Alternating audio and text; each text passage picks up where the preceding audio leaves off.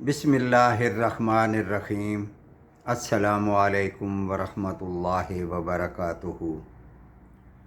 ترجمہ قرآن مجید کا سلسلہ آگے بڑھاتے ہوئے آج ہم سورہ اعراف کی آیت نمبر 149 سے 155 تک کا ترجمہ پڑھیں گے۔ آیت نمبر 149۔ اور جب نادم ہوئے اور معلوم ہوا کہ واقعی وہ لوگ گمراہی میں پڑ گئے تو کہنے لگے کہ اگر ہمارا رب ہم پر رحم نہ کرے اور ہمارا گناہ معاف نہ کرے تو ہم بالکل گئے گزرے ہو جائیں گے۔ آیت نمبر 150۔ اور جب موسیٰ علیہ السلام اپنی قوم کی طرف واپس آئے غصہ اور رنج میں بھرے ہوئے تو فرمایا کہ تو نے میرے بعد یہ بڑی بری جانشینی کی۔ اپنے بھائی ہارون علیہ السلام کے ساتھ مخاطب تھے۔ کیا اپنے رب کے حکم سے پہلے ہی تم نے جلد بازی کر لی اور جلدی سے تختیاں ایک طرف رکھیں اور اپنے بھائی ہارون علیہ السلام کا سر پکڑ کر ان کو اپنی طرف گھسیٹنے لگے؟ ہارون علیہ السلام نے کہا کہ اے میری ماں جائے، ان لوگوں نے مجھ کو بے حقیقت سمجھا اور قریب تھا کہ وہ مجھ کو قتل کر ڈالتے، تو مجھ پر دشمنوں کو مت ہنساؤ اور مجھ کو ان ظالموں میں مت شامل کرو۔ آیت نمبر 151۔ موسیٰ علیہ السلام نے کہا اے میرے رب، میری خطا معاف فرما اور میرے بھائی کو بھی، اور ہم دونوں کو اپنی رحمت میں داخل فرما، اور تو سب رحم کرنے والوں سے زیادہ رحم کرنے والا ہے۔ آیت نمبر 152۔ بے شک جن لوگوں نے گوسالہ یعنی بچڑے کی پرستش کی ہے ان پر بہت جلد ان کے رب کی طرف سے غضب اور ذلت اس دنیاوی زندگی ہی میں پڑے گی، اور ہم افطرا پردازوں کو ایسی ہی سزا دیا کرتے ہیں۔ آیت نمبر 153۔ اور جن لوگوں نے گناہ کے کام کیے پھر وہ ان کے بعد توبہ کر لیں اور ایمان لے آئیں تو تمہارا رب اس توبہ کے بعد گناہ معاف کر دینے والا ہے اور رحمت کرنے والا ہے۔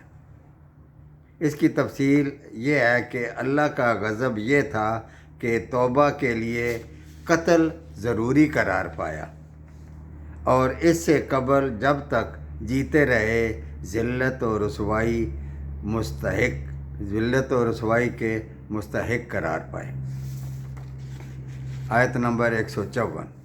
اور جب موسیٰ علیہ السلام کا غصہ دور ہوا تو ان تختیوں کو اٹھا لیا، اور ان کے مضامین میں ان لوگوں کے لیے جو اپنے رب سے ڈرتے تھے ہدایت اور رحمت تھی۔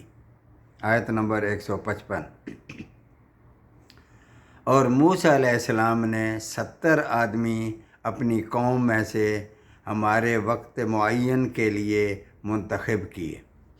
پھر جب ان کو زلزلے نے آ پکڑا تو موسیٰ علیہ السلام عرض کرنے لگے کہ اے پروردگار، اگر تجھ کو یہ منظور تھا تو اس سے قبل ہی ان کو اور مجھ کو ہلاک کر دیتا۔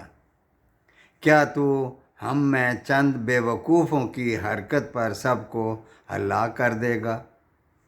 یہ واقعہ تیری طرف سے محض ایک امتحان ہے، ایسے امتحانات سے تو جس کو چاہے گمراہی میں ڈال دے اور جس کو چاہے ہدایت پر قائم رکھے۔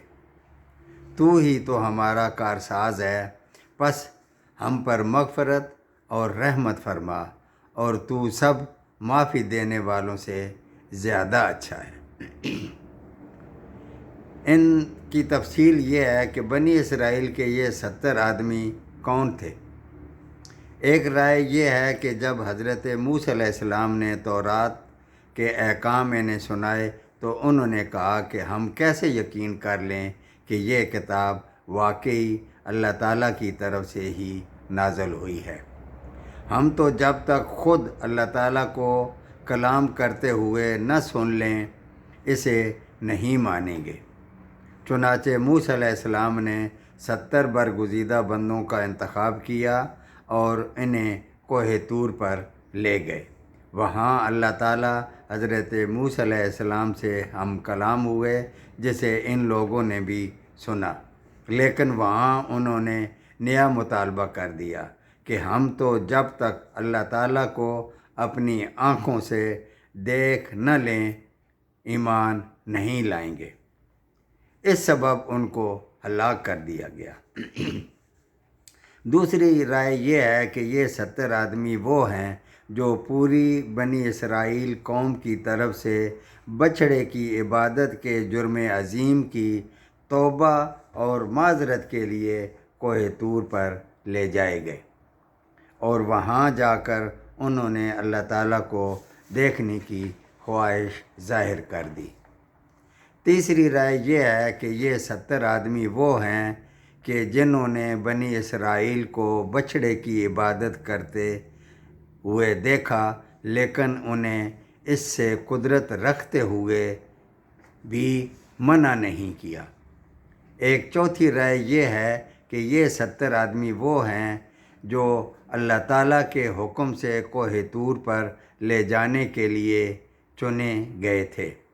وہاں جا کر انہوں نے اللہ تعالیٰ سے دعائیں کی، جس میں ایک دعا یہ بھی تھی کہ یا اللہ ہمیں تو وہ کچھ عطا فرما جو اس سے قبل تو نے کسی کو نہ عطا کیا ہو اور نہ آئندہ کسی کو عطا کرنا۔ اللہ تعالیٰ کو یہ دعا پسند نہیں آئی جس پر وہ زلزلے کے ذریعے سے ہلاک کر دیے گئے۔ زیادہ مفسرین دوسری رائے کے قائل ہیں۔ واللہ عالم۔ صدق اللہ العظیم۔